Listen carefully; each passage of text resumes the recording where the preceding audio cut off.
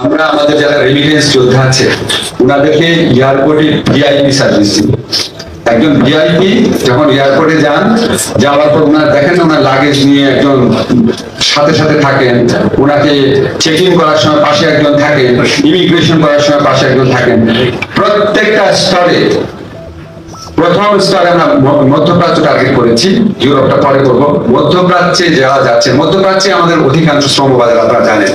প্রথম স্তরে মধ্যপ্রাচ্যে যে সমস্ত শ্রমিক, যে সমস্ত কর্মীরা যাচ্ছেন, ওনারা যখন ফেরত আসবেন একজন ভিআইপি যেরকম ট্রিটমেন্ট পান, লাউঞ্জ ব্যবহার আমরা চিন্তা করছি পরে, এটা অনেক পরের কাজ। এখনকার স্তরে আমরা আগামী 2 সপ্তাহ থেকে 1 মাসের মধ্যে যেটা করব, লাউঞ্জ ব্যবহার ছাড়া বা সেপারেট যে আপনার ইমিগ্রেশনের একটা কাউন্টার ব্যবহার করা ছাড়া, ওটা আমাদের অনেক কর্তৃপক্ষের সাথে কথা বলতে হবে।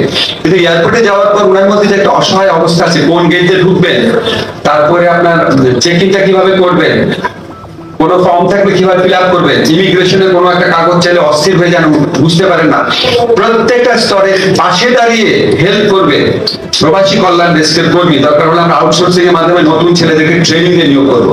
সেটা আমরা 2 সপ্তাহ থেকে 1 মাসের মধ্যে।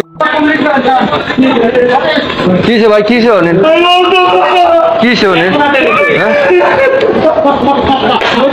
ভাই, ব্যাগটা নিচে কে, ব্যাগটা নিচে কে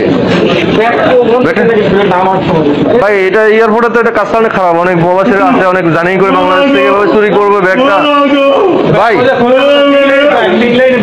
ভাই আপনি ওদিকে 3টা লাইন আছে, চেক করেন, চেক করেন, চেক করেন, চেক করেন, চেক করেন, চেক করেন ভাই, আপনি চেক করেন, চেক করেন। আপনি কোন দেশ থেকে আসছেন ভাই? আপনি কোন দেশ থেকে আসছেন? সৌদি আরব থেকে আসছেন? আর আপনার এখানে বোর্ডিং পাস আছে? বোর্ডিং পাস, এই বোর্ডিং পাস, আচ্ছা এই বোর্ডিং পাস থাকা অবস্থা ব্যাগ গায়ে হয়ে গেছে? না হেঁটি যাকে লইছে, আমি দুইটা পাইছি না। আচ্ছা আচ্ছা, ওই একটা ব্যাগ আছে কান্দা